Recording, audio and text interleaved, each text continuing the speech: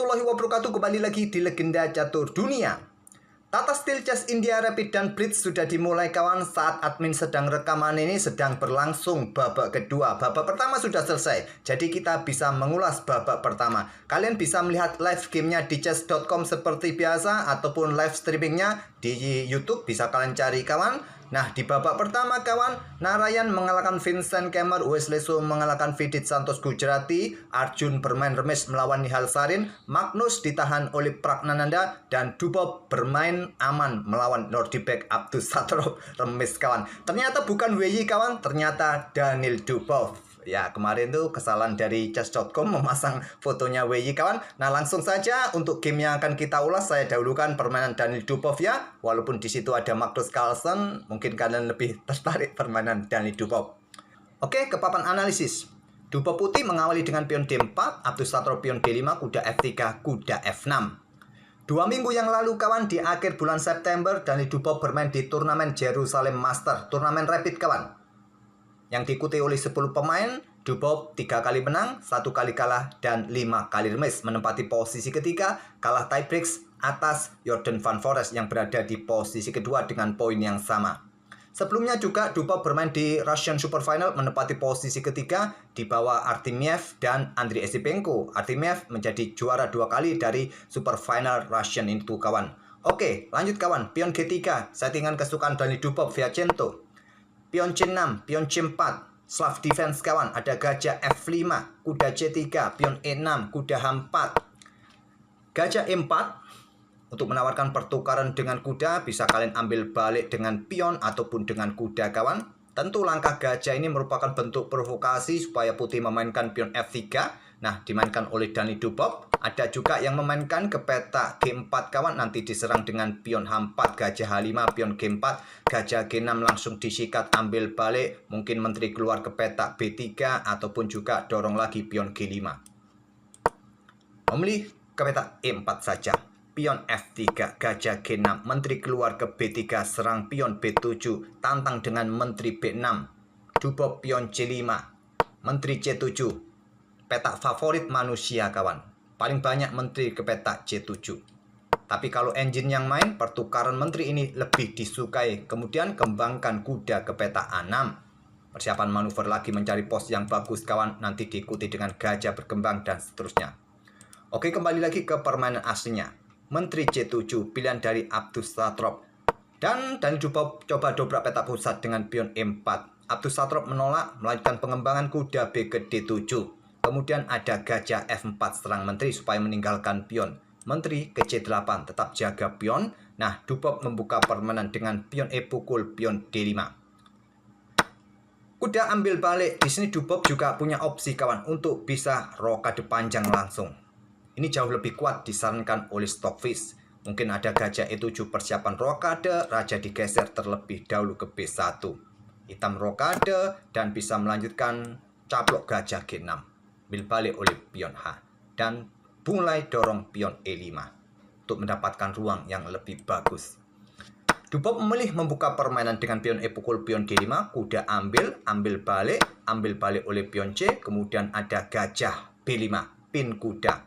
Usir dengan pion A6, gajah A4, kalau dorong lagi tentu end pasen ya, ada end pasen di sini bisa jadi. Memilih dengan gajah E7, segera amankan raja kawan, rokade pendek.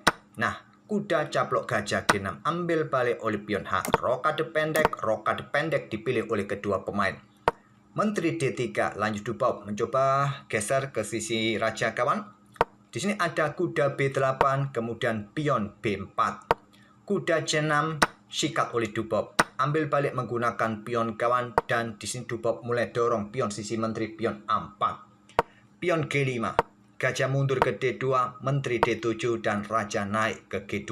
Di sini pion G6 juga berikan ruang bagi pergerakan raja kawan untuk memperkuat juga kontrol pada ruang-ruang terang ini. Dan pion G4 lanjut Dubov. Stockfish menyukai pion H3 saja, tapi pion G4 Dubov bermain. Pion F5, langkah kuat bagi hitam, gajah F6. Untuk nanti di Viacento di petak G7. Tapi langsung mencoba menantang pertukaran pion kawan. Dubov geser benteng AE1, menekan pion menggantung. dan gajah F6 Disney lanjut no di backup to Satrop, Dubop korban pion sementara. Pion H4 diterima, dorong pion G5, usir gajah, gajah mundur ke G7, baru benteng H1. Raja ke F7 kawan, untuk ya mempercepat aktivitas benteng untuk ya meladeni permainan di lajur H. Benteng ambil pion H4, ada benteng H8 dan Disney engine menyarankan langsung saja baku hantam benteng. Dubop memilih tumpuk bentengnya, benteng E H1 didahului oleh Abdus Satrop, ambil balik oleh Dubop, kemudian Menteri B7 mencoba menekan pion kawan yang menggantung supaya gajah ini tidak macam-macam. Nah, ada benteng H7, benteng H8, pertukaran benteng sekali lagi, kita sudah masuk permainan endgame-nya, menteri plus dukungan gajah dengan komposisi jumlah pion yang sama kawan. Cuma posisinya yang beda ya. Rasanya kok sulit dibongkar permainan seperti ini. Oke lanjut, Dubop melangkah Raja F1, kemudian Abdus Satrop berinisiatif untuk membuka permainan kawan. Dia mencoba untuk keluar juga, tidak mau hanya remis saja. Pion pukul, ambil balik oleh gajah, kemudian Raja E2 lanjut Dubop, Raja mundur ke G8, Abdus Satrop bermain, Menteri E3 serang gajah, gajah mundur dan mencoba menusuk peta E8 skak, Raja H7, Disney Raja D3, sentralisasi kawan untuk mempercepat aktivitas Raja. Menteri C7 mencoba menyusup kawan, lewat belakang mungkin nanti ada gajah C3 menantang pertukaran, ditolak dengan langkah Menteri F4. Gajah pukul gajah, Menteri ambil pion F3 skak terlebih dahulu. Bahaya, Menteri hitam sudah menusuk kawan. Begitu juga Disney, posisi Raja hitam pun juga akan terbuka setelah ambil gajah, posisinya terbuka. Sepertinya remis, memang hasilnya remis seperti yang saya tunjukkan di awal. Oke, Menteri E7 skak, mundur G8, skak lagi, maju, skak lagi untuk mendapatkan tambahan increment. Dan di sini Dubop mencoba skak di peta E6 skak untuk mendapatkan tambahan pion kawan, skak, Raja mundur, skak kena tempo, peta F8, skak lagi, peta D5 untuk mendapatkan tambahan satu pion kawan, mungkin bergeser ke lajur G tentu saja kawan, skak lagi oleh Dubop, peta G7.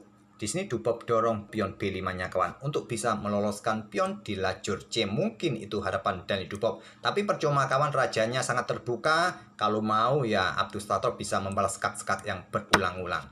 Diterima kawan, pion pukul, ambil balik. Di sini skak terlebih dahulu kawan untuk coba ambil pion yang di sini. Nah, Raja bergerak ke peta D3, caplok pion C5. Dubop sekarang melakukan skak, Menteri D7 skak, mundur ke G8, skak lagi, ke H7, skak lagi, mundur lagi ke G8, remis kawan memang, Raja G7 lagi, pion pukul pion. Dubop ingin meloloskan pionnya kawan, tidak melakukan skak-skak berulang lagi. Ya, Abdus Satrop lah yang melakukan skak-skak yang berulang-ulang. Gantian, percuma dalam posisi yang sangat telanjang. Jika lawan tidak mau remis, ya kitalah yang berinisiatif. Nggak usah capek-capek lama-lama mikirin kawan. Ya, berakhir remis kawan di langkah ke-64 permainan Dubop melawan Abdus Satrop. Dari Dubop di game keduanya berhadapan dengan Pragnananda kawan. Nordibek Abdus Satrop berhadapan dengan Vincent Kemmer. Masih belum tahu hasilnya seperti apa. Besok pagilah kita akan update. Ya, setiap hari akan ada 3 game kawan. 3 game. Blitznya ya 2 hari. Oke, semoga bisa menghibur. Inilah permainan dari Dubop yang kalian tunggu-tunggu kawan. Admin melewatkan juga Jerusalem Master yang berlangsung akhir September yang lalu. Ya, kita tunggu saja bagaimana perkembangan dari Dubop. Di Catur Mini juga admin mengulas game Dani Dubop yang kalian sukai kawan. Admin coba carikan game-game brutal dari Dani Dubop. Terima kasih. Kita akan bertemu di video-video berikutnya. Wassalamualaikum warahmatullahi wabarakatuh.